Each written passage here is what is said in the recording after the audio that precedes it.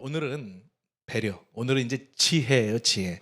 사실은 저도 또 이렇게 준비하면서 공부하면서 새로운 걸 많이 깨닫는 것 같아요. 우리가 알고 있는 지혜와 오늘 또 말씀을 통해서 하나님께서 말씀하시는 지혜에는 어떤 또 차이들이 있는가를 우리가 서로 또 비교도 해보면서 또 대조해보면서 내가 바른 지혜에 대한 개념을 갖고 살아왔구나, 아니면 내가 알고 있던 지혜가 그 지혜가 아니었구나, 박지혜 김지혜가 아니라 정말 이 지혜를 알아야 되는구나 라고 또 깨달을 수 있는 그런 복된 시간 됐으면 좋겠어요. 자, 주님께서 말씀하시는 가장 귀한 삶은 어떤 삶이라고 말씀하고 계세요? 큰 소리로, 어떤 삶이요? 지혜로운 삶입니다. 오늘은 지혜는요 여러 가지로 정의할 수가 있죠. 먼저 나누고 싶은 지혜의 정의는 지식과 관련된 내용입니다. 지식. 그러니까 지혜가 지식을 활용하는 능력이라고 말한다면, 지혜를 얻기 위해서는 먼저 뭘 얻어야 되는 거예요? 지식을 얻어야 한다라는 것이죠. 그러니까 지식을 얻어야 지식을 활용할 수 있는 지혜를 얻을 수 있기 때문에 그렇습니다. 그러니까 지식이 쌓이면 지혜가 된다라는 말의 의미가 바로 여기서 나온 말 같아요. 그러니까 지식이 반복되면 그것이 하나의 원리가 되는 것이고요. 그 원리가 결국은 뭐예요? 지혜를 만들어내는 것입니다. 그러니까 지식이 쌓이면 어느 순간 지혜가 그 가운데서 솟구쳐 올라오는 것이죠. 그래서 지식은 이런 능력이라고 말씀드릴 수 있어요. 잠재적인 능력이다. 그러니까 지식이 있어도 활용하지 못하면 그 지식이 어떻게 돼요? 쓸모가 없는 거잖아요. 소중한 지식을 활용할 수 있도록 도와주는 게 뭐예요? 지혜라고 하는 것입니다. 그러니까 결국 지혜는 행동과 실천으로 나타나야 된다는 거예요. 그러니까 실천하는 지식만이 우리에게 유익을 주는 것이고요, 우리를 열매 맺는 삶으로 만들어주는 것이에요. 그러기에 지혜가 너무 중요한 부분입니다. 오늘날 우리가 살고 있는 시대를 또 이렇게도 표현하잖아요. 지식혁명 시대다, 이렇게 표현합니다. 그러니까 결국 지식이 자산인 시대를 우리는 살아가고 있는 것입니다. 지금 이 시대에서 가장 소중한 재산은 어떻게 보면 물질보다도 지식이라고도 표현할 수 있어요. 그래서 부모님들이 자녀들을 교육하는 데 들어가는 비용을 한번 계산해 보세요. 그러면 이 지식이 얼마나 중요한 시대인지를 우리가 금방 체험할 수 있을 것입니다. 지식의 중요성을 가장 먼저 그럼 강조하신 분이 누구세요? 하나님이시라는 거예요.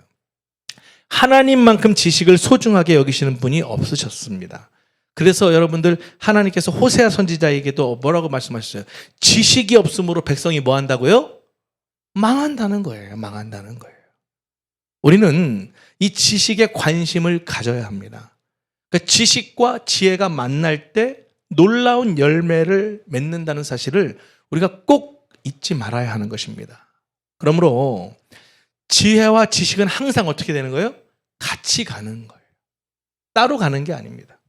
지식이 없는 지혜가 있을 수 없고요, 지혜가 없는 지식이 있을 수 없는 것입니다. 사랑하는 여러분 열심히 일한다고 꼭 성공할까요? 그렇지 않아요. 열심히 일해도 성공하지 못할 수 있어요. 열심히 일하는 건 그냥 기본이죠, 기본. 무엇보다도 지혜롭게 일해야 되는데 열심히만 일하다 보니까 실패하는 삶을 사는 사람들이 의외로 너무 많습니다. 열심히 사는 건 중요하지만 어떻게 열심히 살아야 되는 거예요? 지혜롭게 열심히 살아야 되는 거예요. 그래야만 풍성한 열매를 맺을 수 있다라고 하는 것입니다. 여기서 오늘 퀴즈 내겠습니다. 이 퀴즈를 맡으시는 분에게는 오늘 상금으로 묵은지 돼지 김치찌개를 2대접 드실 수 있는 특권을 드리겠습니다. 여러분, 지혜하면 딱 성경에서 떠오르는 인물 누가 있을까요? 다 2대접씩 드시면 되겠습니다. 오늘 아마 권사님들이 많이 준비하신 것 같아요. 대표적인 대명사잖아요. 지혜하면 딱 그냥 솔로몬입니다. 맞습니다. 하나님께 1천번제를 드렸어요, 솔로몬이. 그리고 하나님이 그에게 나타나셔서 말씀하셨잖아요. 내가 너에게 뭘 주면 좋겠니? 너는 구해. 내가 뭐든 네가 구하면 내가 다 줄게. 그때 솔로몬이 구했던 것이 뭐예요?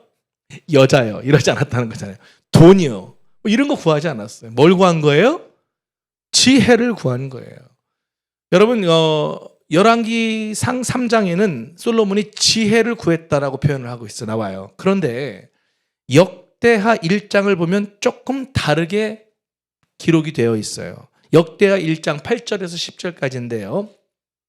솔로몬이 하나님께 말하되 주께서 전에 큰 은혜를 내 아버지 다윗에게 베푸시고 내가 그를 대신하여 왕이 되게 하셨사오니 여호와 하나님이여 원하건대 주는 내 아버지 다윗에게 허락하신 것을 이제 굳게 하소서. 주께서 나를 땅에 티끌같이 많은 백성의 왕으로 삼으셨사오니 같이 읽어볼까요? 주는 이제 내게 뭐와 뭐를 주사? 오늘 이 시간 이후로 여러분들이 매일 아침마다 오늘도 나에게 뭐와 뭐를 달라고 기도하시면 되겠어요? 저도 사실은 떼어서 생각을 했었는데 그게 아닌 거예요. 항상 같이 가는 거였어요. 지혜와 지식을 주사 이 백성 앞에서 출입하게 하옵소서. 이렇게 많은 주의 백성을 누가 능히 재판하리까? 이렇게 이제 솔로몬이 하나님께 구한 거예요. 솔로몬이 백성들을 섬기기 위해서 다른 걸 구한 게 아닙니다. 지혜와 지식을 구하는 것을 하나님이 감동하셨어요. 기뻐하셨어요. 그래서 그가 구한 것을 주실 뿐만 아니라 구하지 않은 모든 풍성한 열매를 약속하셨다는 거예요. 여기서 우리는 하나의 팁을 알 수 있습니다. 하나님은 우리가 뭘 구하는 걸 기뻐하시는 거예요? 흥분하시는 거예요? 지혜와 지식이에요. 그럼 다른 모든 것들은 뭐예요? 덤으로 다 주신다는 거예요. 믿으시면 아멘. 그래서 역대하 1장 11, 12절에 이렇게 얘기하고 있는 것입니다. 이어서 한번 보도록 할게요. 하나님이 솔로몬에게 이르시되 이런 마음이 네게 있어서 부나 재물이나 영광이나 원수의 생명벌하기를 구하지 아니하며 장수도 구하지 아니하고 오직 내가 네게 다스리게 한 내 백성을 재판하기 위하여 지혜와 지식을 구하였으니 같이 그러므로 내가 네게 지혜와 지식을 주고 부와 재물과 영광도 주리니 할렐루야. 여러분들도 그렇게 될 줄 믿습니다. 솔로몬에게만 말씀하시는 게 아니에요. 내가 지금 물질적으로도 어렵고 환경적으로도 어렵고 인간관계에도 어려움이 있고 개인의 어떤 성격의 문제가 있다 할지라도 우리가 구해야 할 게 뭐라는 거예요? 지혜와 지식이라는 거예요. 그걸 하나님이 가장 귀한 삶이라고 말씀하신다는 거예요. 할렐루야. 그럼 하나님이 지혜와 지식만 주시는 게 아니라 그걸로 인해서 나머지 나의 모든 문제들도 다 주신다는 거예요. 할렐루야. 오늘 이 말씀에서 반복되는 게 지혜와 지식입니다. 우리는 그동안 너무 이걸 다르게 별도로 생각을 했던 것 같아요. 지혜와 지식을 겸비해야 하는 것입니다.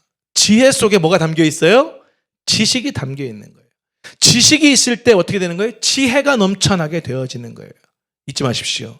지혜와 지식은 분리할 수 없는 관계였습니다. 예. 혹시 우리 이성애 사모님 딱 나왔더니 아들 딸이야. 그러면 지혜와 지식으로 시면 좋지 않을까나. 제가 그 생각을 좀 해봤어요. 예. 사모님한테 혼날 것 같으네. 왜 당신이 자꾸만 그렇게 뭐 진수성찬 뭐 이런 거 자꾸만 얘기해가지고 부담을 주냐고. 아니 그냥 한번 웃으라고 얘기한 건데. 예.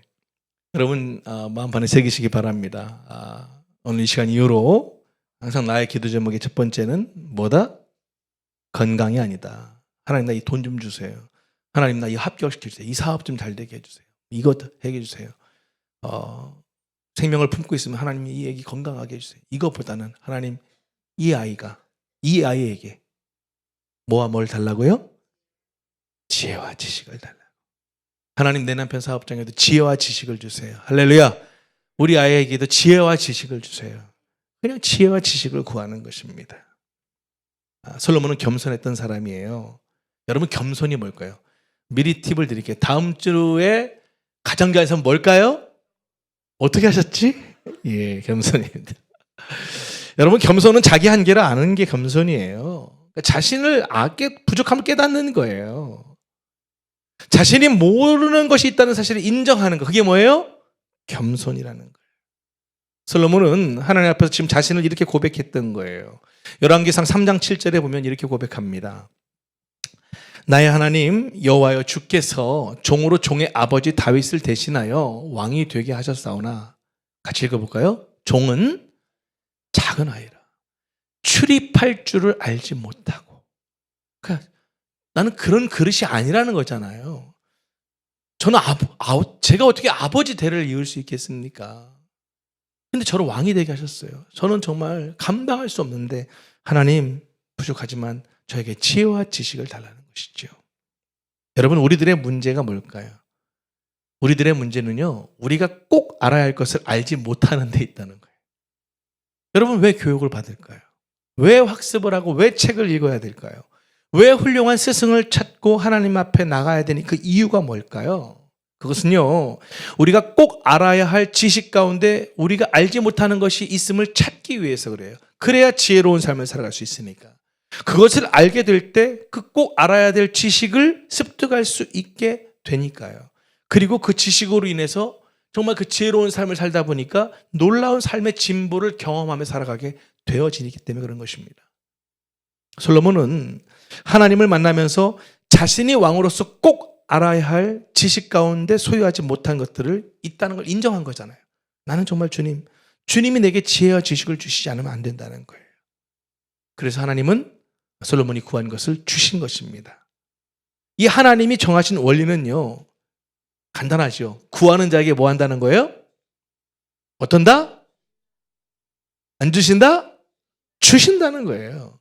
우리가 물론 구하지 않은 것도 주실 수 있는 분이 하나님이시지요. 그러나 하나님은 구하는 자에게 구하는 것을 주기로 정하셨어요. 그게 하나님의 원리예요. 믿으시면 아멘. 그게 기도의 법칙이에요. 할렐루야. 그래서 야고보서 1장 5절에 우리가 너무 좋아하는 구절이잖아요. 함께 읽어볼까요? 시작. 너희 중에 누구든지 뭐가 부족하거든? 야고보가 여기서 딱 하나 그냥 더 넣었으면 좋겠더라고. 지식과 지혜가 부족하거든. 이렇게 넣었으면 좋을 뻔했는데 우리는 그렇게 읽읍시다. 지식과 지혜가. 다시 한번 시작. 너희 중에 누구든지 지식과 지혜가 부족하거든 모든 사람에게 후히 주시고 꾸짖지 아니하시는 하나님께 구하라. 그리하면 주시라. 믿으시면 박수 2번 시작. 안 믿어지면 박수 한번 시작. 다 믿으시네. 하여튼 뭐 좋다면 우린 다 잡아먹잖아. 그래서 정말 여러분 구하셔야 됩니다. 어디 그뿐입니까? 마태복음 7장 7절에 예수님도 이렇게 말씀하셨잖아요. 같이 읽어볼까요? 시작. 구하라. 너희에게 주실 것이요. 찾으라. 문을 두드리라. 믿으십니까? 자, 한 번 더 제가 구하라 그러면 여러분이 나머지 이렇게 주임새 시간 한번 해볼까요? 구하라. 믿으십니까? 찾으라. 정말 믿으세요? 문을 두드리라. 그대로 될 줄 믿습니다. 구해야 된다는 것입니다. 이게 하나님의 원리인 것입니다. 오늘 이 시간 이후로 내가 겪어보지 못한 새날을 주님이 매일 주시잖아요. 오늘도 내가 아침에 눈을 뜨면 이 땅에 뭔가 사명이 있어서 나를 이 땅에서 눈뜨게 하셨으니까 제일 먼저 구해야 될 게 뭐예요? 지혜와 지식을 구하시라는 거예요. 할렐루야. 지혜를 찾으셔야 됩니다. 지혜를 얻기 위해서 지식을 얻기 위해서 문을 두드리셔야 됩니다. 하나님이 분명히 그날 살아갈 지혜와 지식을 주실 줄 믿습니다. 자, 그렇다면 또 하나의 문제 질문 드리겠습니다. 자, 솔로몬과 더불어서 지혜를 통해 문제 해결사가 된 인물을 꼽으라면 또 한 명 누가 있을까요? 요셉 어느 분이셨죠? 이동구 집사님인데 두 분이 목소리가 똑같잖아요. 비슷하다고 하시더라고요. 저는 구분할 수 있는데 단무지 추가 해드리도록 하겠습니다. 오늘 본문의 주인공으로 나오는 요셉입니다. 요셉. 솔로몬 하면 딱 지혜잖아요. 그런데 요셉은 하나 더 추가가 되잖아요. 요셉은 뭐 하는 자라고 우리가 알고 있어요? 꿈꾸는 자. 그래서 요셉 하면 떠오르는 게 뭐예요? 꿈과 지혜입니다. 오늘 이 시간 이 요셉을 통해서 지혜로운 삶이 어떤 삶인지 좀 함께 나누면서 도전받길 바랍니다. 자, 요셉을 통해서 배우는 지혜 첫 번째는 뭐냐? 바로 요셉은 하나님을 인정했다라는 거예요. 하나님을 인정하는 삶을 사는 게 상당히 지혜로운 삶이라는 것을 요셉이 말하고 있는 것입니다. 자, 요셉을 감옥에서 이끌어내서 애굽의 국무총리가 될 수 있도록 도와준 것은 하나님이 그에게 뭘 주셨기 때문이에요? 지혜를 주셨기 때문이에요. 지혜를. 애굽의 왕이 요셉을 국무총리로 세울 때 했던 말이 그걸 알 수 있잖아요. 자, 창세기 41장 38, 39절 이렇게 얘기합니다. 바로가 그 신하들에게 이르되 이와 같이 하나님의 영에 감동된 사람을 우리가 어찌 찾을 수 있으리요 하고 요셉에게 이르되 하나님이 이 모든 것을 네게 보이셨으니 너와 같이 명철하고 지혜 있는 자가 없도다. 할렐루야. 요셉이 애굽 왕에게 이런 칭찬을 듣게 된 것은요, 아시잖아요. 요셉이 왕의 꿈을 해석해 줬기 때문이에요. 꿈을 해석해 줬을 뿐만 아니라 왕이 직면한 문제까지도 해결해 줬다라는 것입니다. 아시다시피 지금 이 애굽 왕은 꿈을 꾸고 나서 그 뜻을 몰라서 너무 범인이 된 거예요. 잠이 안 오는 거예요. 음식이 안 들어가는 거예요. 그래서 애굽에 막 술객들 꿈을 해석하는 다 불러 모았던 거잖아요. 해결됐어요, 안 됐어요? 이게 해석이 안 되네. 결국은 이제 감옥에 있는 요셉을 불렀습니다. 그리고 그에게 묻는 거예요. 오늘 창세기 41장 15절에 보면 바로가 요셉에게 이르되 내가 한 꿈을 꾸었어. 근데 그것을 지금 해석하는 자가 없어. 근데 들어보니까 너는 꿈을 들으면 능히 그걸 잘 해석한다던데? 이렇게 딱 이제 얘기한 거예요. 여러분, 감옥에 있는 요셉 입장에서 여러분들이 요셉이면 왕이 대통령이 부른 거예요. 심장이 어떨까? 대범할까? 벌벌벌 떨릴까? 사람 똑같아요. 얼마나 이게 긴장이 되겠어요. 이미 벌써 왕한테 오면서 다 들었을 거 아니에요. 능하다는 사람들 다 불러 모았지만 아무도 그 왕의 꿈을 해석한 사람이 없다는 얘기를 요셉도 들었을 거 아니에요. 그러니 그 시간이 몇 분인지 모르겠지만 어쨌든 왕 앞에 나가는데 죄수복 입고 나가지는 않을 거 아니에요. 그러니까 또 씻겼겠지요, 머리 잘랐겠지요, 수염 밀었겠지요, 단정한 옷을 입혔겠죠. 아무튼 요셉은 계속 뭘 구했을까요? 하나님 지혜와 지식을 구했어요. 하나님 나 좀 살려주세요. 이걸 찬스로 잡게 해주세요. 이번 기회가 내가 총리 될 기회다. 이런 거 생각했겠습니까? 목숨을 좀 주님 앞에 구했겠어요? 그게 아니에요. 그냥 하나님 내게 지혜와 지식을 달라고. 그것만 구하며 가지 않았을까 싶어요. 자, 그런데 바로의 이 질문에 요셉이 대답을 하잖아요. 41장 16절에 요셉이 바로에게 대답하여 이르되 내가 아닙니다. 하나님께서 바로에게 편안한 대답을 하실 것입니다. 할렐루야. 야, 너무 멋지지 않습니까? 여러분, 이게 겸손인 거예요. 꿈을 해석하는 지혜가 하나님께 있음을 요셉은 알고 있잖아요. 그걸 인정하는 거예요. 내 능력이 아니라는 거예요. 여러분, 지혜로운 삶은, 주님이 가장 기뻐하시는 삶은 뭐예요? 하나님을 인정하는 거예요. 내 능력으로 여기까지 오는 게 아니라는 거예요. 그게 어떤 직업을 갖고 있고 어떤 삶을 살았던 간에 이건 안 되는 일인데 하나님이 하시는 거예요. 할렐루야. 예. 어제 갑자기 하민이라고 딱 뜨면서 전화가 온 거예요. 순간 뭐야 이거? 이 훈련소에서는 제 수료시 할 때까지 휴대폰을 안 주게 돼 있는 걸로 알고 있는데 하민이라고 떴으니까 그래서 이제 받았어요. 그랬더니 아빠 그래서 이제 그 제한 시간이 있으니까 좀 말이 빠르더라고요. 근데 내용은 이거예요. 자기 기수부터 바뀌었대요. 룰이. 그래서 수료식 때 2박 3일 외박을 보내주기로 했대요. 그러면서 혹시 또 우리 원래 계획은 이제 금요일이 수료식이니까 수료식 끝나면 이제 외출 나왔다가 다시 또 들어갔다가 부모님들이 다음 날 다시 또 면회를 신청하면 다시 또 외출을 나올 수 있다는 거예요. 그래서 이제 그쪽에서 숙소를 하나 잡아놓고 이제 이렇게 데리고 나오고 이렇게 하려고 이제 숙소도 잡아놨는데 그 숙소 그거 빨리 취소하시라고. 그래서 왜 그냥 짧은 시간인데 그냥 그쪽에서 이따가 들어가는 게 낫지 않겠냐 했더니 아니 호텔보다 집이 좋은 것 같아요. 집에서 자야 될 것 같아요. 그래서 대전을 와야 된다 이렇게 얘기를 하는 거예요. 근데 제가 가만히 생각해봤어요. 생각지도 못했던 일이잖아요. 그런데 뭐예요? 하민이 입장에서 보면 이게 놀라운 은혜예요. 그래서 가만히 또 생각해봤어요. 지난달에 성도들에게 인사했는데 이번 달에 나타나면 좀 아닌 것 같은데 그건 좀 아니지 않나 해서 가급적이면 그냥 나와도 그냥 너 빨리 들어가 하고 이제 뭐보다 자주 나오겠지만 어쨌든 간에 여러분 얼마나 그 순간에 똑같은 대박이다가 이거 해석하기 나름이잖아요. 이거 생각지도 못했는데 이게 원래 그런 룰이 다시 이제 복귀되면서 그렇게 2박 3일을 나갈 수 있다니까 본인 입장에서는 이거 하나님 너무 감사합니다. 여러분 같으면 감사하다는 말이 절로 나오지 않겠습니까? 여러분 그런 것입니다. 응? 겸손이라는 건 내가 무슨 능력 잘했으니까 이게 아니라는 것이죠. 여러분, 지혜의 원천이신 하나님을 인정하는 것이 그게 지혜로운 삶이고 복받는 삶인 줄 믿으시기 바랍니다. 여러분, 잊지 마십시오. 지혜는 내가 노력해서 내가 열심히 공부했기 때문에 나오는 게 아니에요. 지혜는 하나님께로부터 나오는 줄 믿으시기 바랍니다. 땅에서 나오는 것이 아니에요. 하늘에서 임하는 거예요. 이걸 꼭 잊지 말아야 돼요. 참된 지혜는 오직 하나님께로부터만 나오는 것이다. 안타까운 건 무엇입니까? 하나님께 지혜와 지식을 구해서 하나님께 그걸 받았잖아요. 우리가 꼭 하나 기억해야 될 사실이 있어요. 우리가 좀 두 사람을 대조했지 않습니까? 솔로몬과 요셉. 요셉은 끝까지 그걸 붙들었어요. 그래서 끝까지 해피 엔딩이 됐잖아요. 그런데 솔로몬은 어떻습니까? 그렇지는 않았잖아요, 말년이. 그래서 계속 본인이 전도서 쓰면서 뭐라고 고백하는 거예요? 헛되다, 헛되다, 헛되고, 헛되고, 헛되고, 예? 이 얘기만 하는 거예요. 우리의 인생이 똑같이 지혜와 지식을 구해서 얻었지만 어떤 인생은 그냥 좋아 보일 수는 있겠죠. 화려해 보이고. 그러나 여러분, 그 인생이 어떻습니까?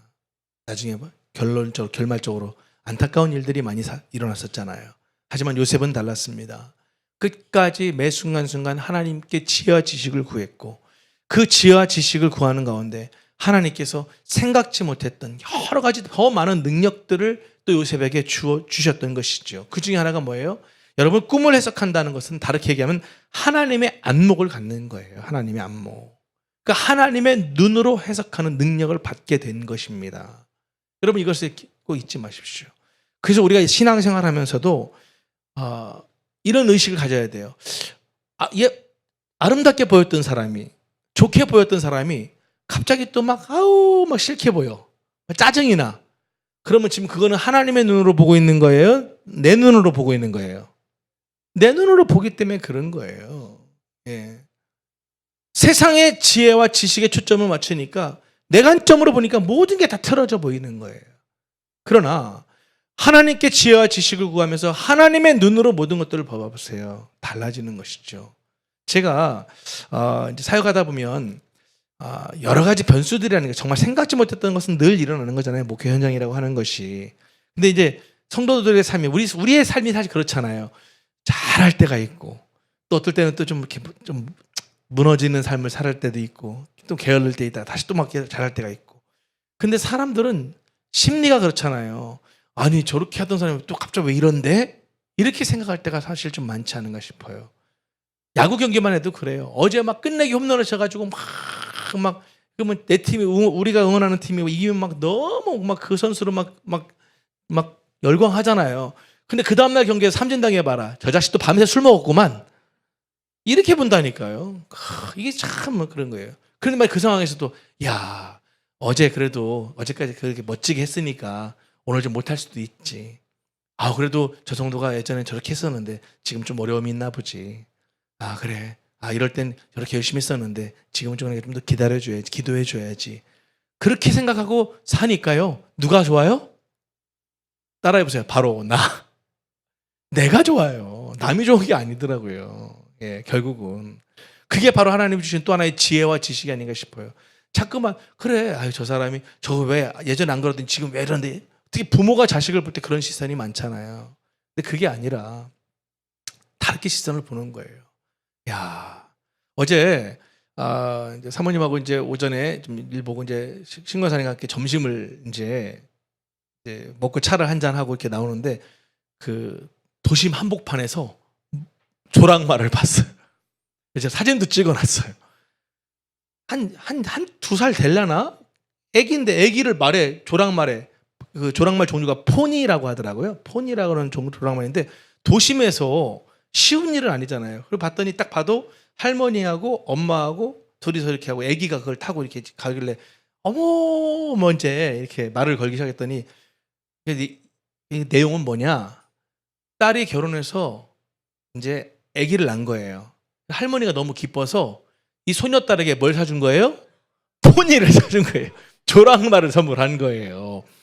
그래서 그럼 조랑말을 아파트에서는 키울 수 없잖아요. 그러니까 아무래도 마당도 있고 뭐 이럴 거 아니에요. 그러니까 이제 거기서 이렇게 앉았다가 들었는데 벌써 그 사이에 정이 들었나 봐요. 그래서 오늘 첫 외출이라는 거예요. 이 24개월 된 소녀딸을 태워가지고, 근데 소녀딸이 막 할머니 손 치워라, 엄마 손도 치워라 하면서 너무 좋아하고 막 무슨 강아지 다루듯이 하는데 되게 신기하더라고요. 네, 그 상황에서도 우리 신권사님 역시 얼마인가요? 요거 얼마면 사나요?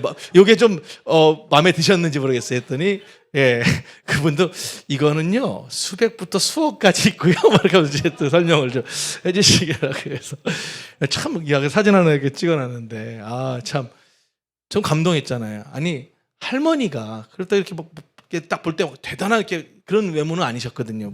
그런 외모 아니셨지만 사랑하는 딸이 결혼해서 손녀를 낳았다고 손녀에게 선물을 인형을 할 수도 있잖아요. 딸이니까. 그리고 강아지 이런 거 할 수 있겠지만 포니를 조랑말을 선물한다? 야, 진짜 감동이 되더라고요. 그러면서 제가 이 얘기를 왜 하냐? 결국 지혜는요 또 자세히 관찰하는 거 있잖아요. 그러니까 정말 이렇게 관찰해서 얘가 어떤 걸 해주면 더 행복하고 기뻐할까? 그래서 제가 덕담 한마디 했어요. 나중에 커가지고 대표 선수 되라. 네? 한국 대표는 승마 선수 될 수도 있는 거잖아요.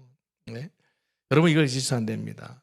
그래서 우리가 정말 지혜로운 삶을 살기 위해서는 그 지혜를 기도하는 것뿐만 아니라 그 주셨다고 믿고 늘 세심하게 관찰, 그러니까 배려만 세심한 관찰을 하는 게 아니라 지혜를 어떻게 해야 상대를 세심하게 관찰해서 그를 섬길 수 있고 그에게 기쁨을 줄 수 있고 행복을 줄 수 있을까? 이걸 우리가 정말 늘 잊지 말아야 한다는 거예요. 그래서 요기베라라는 사람이 우리는 관찰하는 것만으로도 많은 것을 배울 수가 있다. 이렇게 얘기한 거예요. 요셉은 아주 이 관찰하는 능력이 탁월했던 것이죠. 풍년과 흉년을 동시에 관찰할 수 있었던 거예요. 여러분 술객들과 바로의 꿈을 해석하지 못했던 이유가 뭘까요? 그들이. 그 나라에서 기구 난다는 사람들이 왜 바로의 꿈을 해석을 못했을까요? 이유는 간단해요. 나쁘게 해석할 수가 없는 거예요. 괜히 바로 심기 건드렸다가 목이 달아날 수 있잖아요. 그러니까 무조건 좋게 해석을 해야 되는데 이게 바로가 지금 꿈꾼 걸 들어보니까 이게 그렇게만 해석할 수가 없거든요. 살찐 7 암소, 충실한 7 이상 좋잖아요.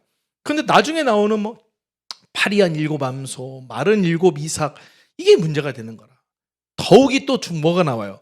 이 파리하고 흉악했던 소가 살찐 소 잡아먹고 세악했던 이삭이 좋은 7 이삭을 삼키고 누가 봐도 이거 앞으로 예견이 좋은 일이 일어나지 않을 것 같다는 게 딱 느껴지는데 이걸 괜히 얘기했다가 자기 목이라도 달아나면 안 되니까 해석할 수가 없는 거죠.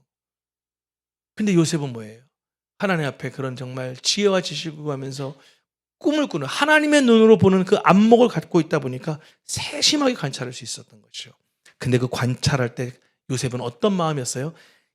여러분 생각해 보세요. 내가 이것만 한번 해석하면 내 인생은 진짜 이제 로또다. 나는 이제 끝났다.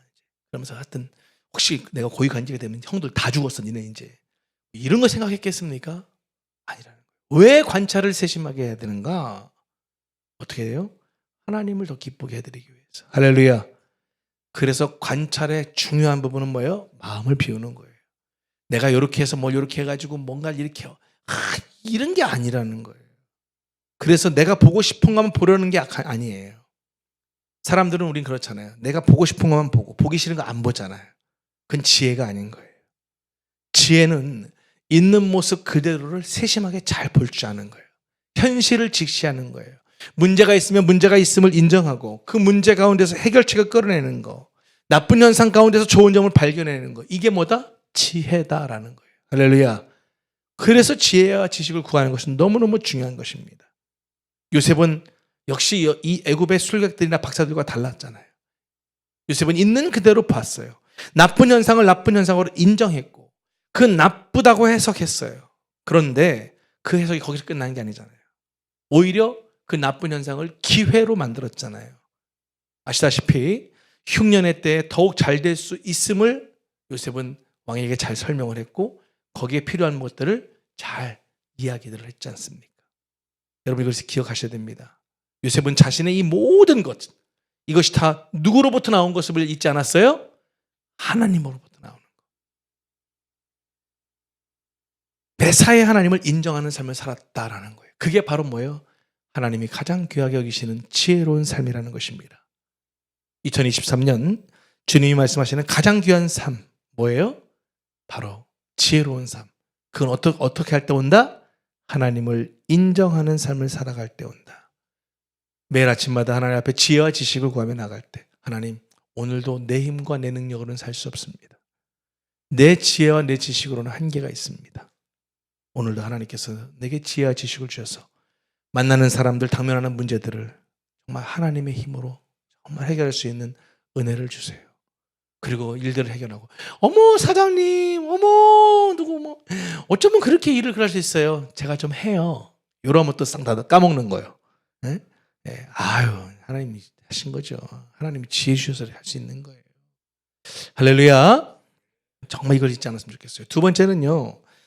우리가 요셉을 통해 배울 수 있는 지혜는 요셉은 문제를 해결하는 능력을 가졌다는 거예요. 문제를 해결하는 능력.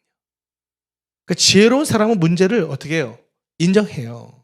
문제를 정확하게 직시하고 관찰하는 중에 그 문제 속에서 비전을 발견하고 그걸 해결하는 해결책의 씨앗을 발견하고 나아간다는 것입니다. 요셉은 바로의 꿈을 해석해 준 것으로 끝난 게 아니잖아요. 그 꿈에 담긴 문제의 해결책도 제시해 줬다는 거예요. 7년 풍년 후에 맞이할 7년 흉년의 문제를 해결해 줬다는 거예요. 문제를 해결하는 첫 번째 길이 뭐예요? 바로 명철과 지혜를 가진 사람이라는 거예요. 그래서 창세기 41장 33절에 이렇게 얘기하잖아요. 이제 바로께서는 명철하고 지혜 있는 사람을 택하여 애굽 땅을 치리하게 하시고. 참 저는 멋있는 말이라고 생각해요. 요셉은 뭐예요? 지금 자기가 막 이번 기회 뭔가 이렇게 얻어갖고 막 진도 이게 아니었어요. 자기는 빠져 있잖아요. 왕이시여 수소문 하셔서 명찰하고 지혜 있는 사람들을 잘 선택하셔 뽑으셔서 그들에게 이렇게 땅을 맡기시면 좋지 않겠습니까? 할렐루야. 이게 중요한 것입니다. 자기가 막 찬스라고 해서 막 일을 하는 건 아니었어요. 자기는 없고 정말 그 지혜롭게 그 문제를 해결할 수 있는 사람들을 탁월하게 그렇게 했던 것입니다. 저는 교회 안에서의 우리의 신앙생활도 그래야 된다고 생각해요. 우리가 모든 걸 다 할 수는 없잖아요. 목사라고 모든 걸 다 잘할 수는 없잖아요. 각자 잘하는 것들이 다 달라요. 그걸 인정해주고 축복해주고 격려해주고 함께 하는 거예요. 함께 해나가는 거예요. 은사들이 다 다르니까요. 왜 나만 이걸 해야 돼가 아니라 너무 하나님께서 그 특별한 은사를 내게 주신 거예요. 그걸 또 우리가 서로 인정해주고 감사하고 또 격려해주고 또 할 수 있게끔 만들어주고 할렐루야. 예, 그게 내가 보면 좀 중요한 것입니다. 사실 제가 참 감사한 것 중에 하나는 여러분도 아시겠지만 선교사님들이 이제 한국에 오시면 사실 얼마나 갈 교회가 많고 또 대접받을 수 있는 교회들이 얼마나 많겠어요. 그럼에도 불구하고 정말 저희 교회 이렇게 작은 교회지만 꼭 먼저 연락을 주셔서 이렇게 한국 들어갑니다. 혹시 목사님 뭐 예배드리러 가셔도 될까요? 이렇게 연락들을 주시는 선교사님들이 많으세요. 특히 우리 곽복영 선교사님은 이제 여러분들도 생각날 때 기도해 주세요. 이제 올해가 5년 차입니다. 그러니까 5년 차 때 검사가 이상이 없으면 이제 완치 판정을 받는 해 같아요. 근데 이제 올 3월 달에 이제 그 한국에서 이제 노예가 열리게 되므로 이제 그 기회를 삼아서 이제 한 3주 정도 나왔어요. 그래서 다음 주에는 곽봉현 선교사님이 임시 담임 목사님으로 오셔서 메시지를 전하십니다. 그리고 저는 대신 또 일본으로 날아가서 기타 큐슈에 한 일주일 다녀올 것 같아요. 여러분들 좀 기도해 주셨으면 좋겠어요. 기타 큐슈라는 지역에 교회를 세운 지 17년이 됐어요. 근데 선교사님들이 너무 자주 바뀌셨어요. 여러 가지 사정으로 인해서. 그래서 지금 이제 현재 계신 선교사님이 조규범 선교사님, 우리 이덕교 집사님 목장에서 함께 교제하고 있고 후원하고 기도하고 있는데 연락을 주셨더라고요. 근데 이분들이 지금 간지가 그분 선교사님 부부가 가장 오래된 거예요. 이제 4년이 넘었으니까. 그러니까 4년 이상을 누구도 버티지 못했던 지역의 교회에 지금 가셔서 하고 계셔요. 올해 17주년, 3월 10일이 17주년 예배다. 그래서 스케줄을 봤더니 곽복영 선생님 오시는 주고 또 곽복영 선생님도 그렇게 생각하세요. 목사님께 자기가 명예 담임 목사로 생각하고 계세요. 그래서 서로 이렇게 해서 또 서로 좀 나누고 특히 또 다음 주에는 여러분들 지난 작년 제가 동경에 갔을 때 아주 은혜 많이 받으셨더라고요. 우리 명예배 인도자 우리 오태화 전사님 지금 칼 잘 갈고 계십니다. 그래서 저희 교회 뭐 탤런트들이 다 많아요. 없는 게 아니에요. 서로가 서로에게 권한을 부여하고 또 그것들을 잘 감당해 나가고 서로가 서로를 또 격려할 때 하나님이 바로 그런 방법들을 통해서 놀랍게 역사해 주신다는 겁니다. 아멘. 요셉의 문제는 해결책이 구체적이었다는 거예요. 흐지부지가 아니었어요. 그리고 그에게 걸맞는 사람들을 잘 배치함으로 인해서 정말 그 문제들을 다 해결해 나가는 그런 놀라운 능력을 갖고 있었습니다. 요셉에게는 지식이 있었고 지혜가 있었습니다. 이것을 꼭 기억하시고 우리 삶 속에서도 매일매일 삶 가운데 정말 지혜와 지식을 구함으로 요셉과 같이 문제를 해결할 수 있는 능력을 통해서 주님께 영광 돌리는 그런 귀한 삶들을 살아가실 수 있기를 주님의 이름으로 축복합니다. 한 가지만 더 나누고 마칠게요.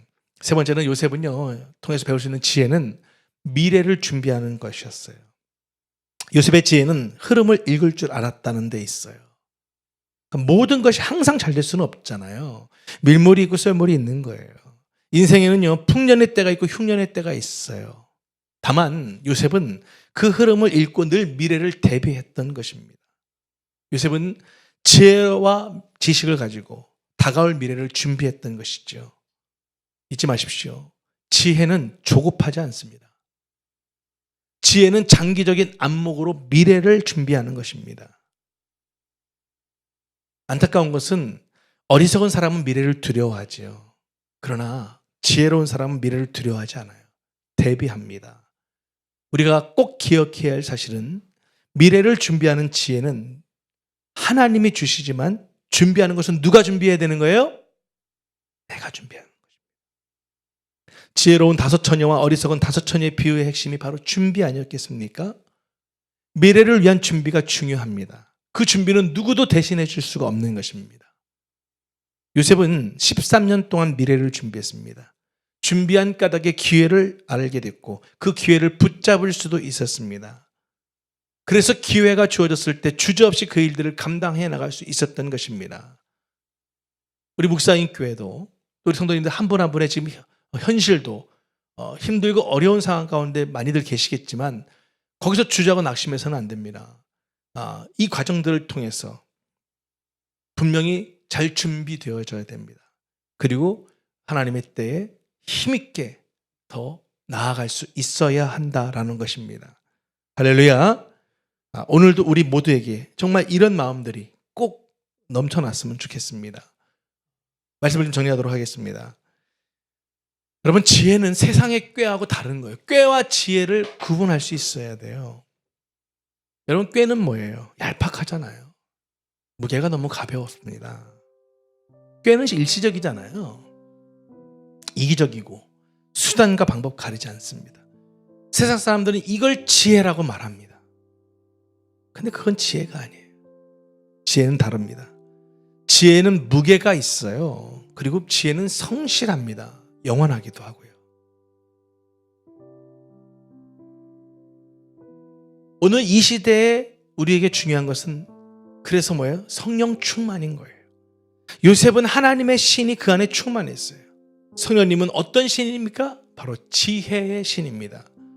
이사야서 11장 2절에 보니까 이런 말씀 나오잖아요. 여호와의 신 곧 지혜와 총명의 신, 분명히 말씀하고 있어요.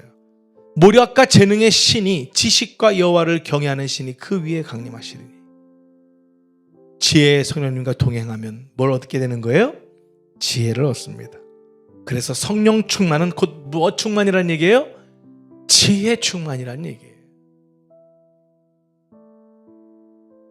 잠언 13장 20절에도 이렇게 나오잖아요. 지혜로운 자와 동행하면 뭘 얻어요? 지혜를 얻어요. 미련한 자와 사귀면 뭘 얻어요? 해를 받는 거예요. 지혜로우신 하나님과 동행하시고 지혜로운 사람들과 동행하는 우리 모두의 삶이 되기를 주님의 이름으로 축복합니다. 사랑하는 여러분, 열매 맺는 삶을 살기 위해서 지혜, 지식, 지혜보다 더 좋은 것은 없습니다. 우리가 예수님을 영접했다면 사실 여러분 안에 이미 우리 안에 뭐예요? 지식과 지혜는 다 있는 것입니다. 왜냐? 그 이유는 예수님 안에 지식과 지혜의 모든 보화가 다 담겨 있기 때문에 그런 거예요. 예수님을 영접하는 순간 지혜의 성령님이 나와 함께하고 계신 것이잖아요. 믿으시면 아멘. 문제는 우리 안에 있는 이 지혜를 어떻게 활용하며 살아갈 것인가라는 거예요. 지혜를 활용하는 길은 다른 거 없습니다. 늘 하나님께 기도하는 거예요. 기도할 때에 하나님은 내 안에 있는 지혜가 생각나게 하시죠. 할렐루야. 지식을 통해서 어느 누구에게도 어떻게 다 그 상황에 맞춰서 가르쳐 주시는 거예요. 악에는 어린아이가 되고 지혜에는 장성한 자가 되시기를 주님의 이름으로 축복합니다. 누구나 지혜자가 될 수 있습니다. 무슨 지혜는 어떤 특정한 사람들의 전유물이 결코 아닌 것입니다. 오늘 우리가 세 가지 기억했으면 좋겠어요. 요셉을 통해서 배울 수 있는 지혜, 그건 늘 매사에 하나님을 인정하는 거예요. 하나님이 하셨습니다. 하나님이 하실 것입니다. 하나님께 내 모든 것들은 다 하나님께로부터 나오는 것입니다. 두 번째는 문제를 해결하는 능력이 하나님 주시는 거예요. 그리고 늘 현실만 바라보지 마시고 미래를 준비하는 것, 그게 바로 지혜로운 삶이다. 비록 지금 내가 힘들고 어렵고 막막하지만 이 고비를 잘 넘기고 이 시간들이 지나고 나면 내가 여기서 잘 준비하고 나간다면 하나님 분명히 역사하실 걸 믿는다. 할렐루야. 아멘. 2024년 우리 모두가 오늘 나에게 주신 말씀으로 받으시고 주님이 기뻐하시는 말씀하시는 가장 귀한 삶인 이 지혜로운 삶을 통해서 여러분 한 사람 한 사람이 이 시대에 진정한 요셉이 되실 수 있기를 주님의 이름으로 축복합니다. 이 시대의 문제를 해결해주는 그런 정말 지혜자로 살아가실 수 있기를 주님의 이름으로 축복합니다. 할렐루야. 기도하시겠습니다.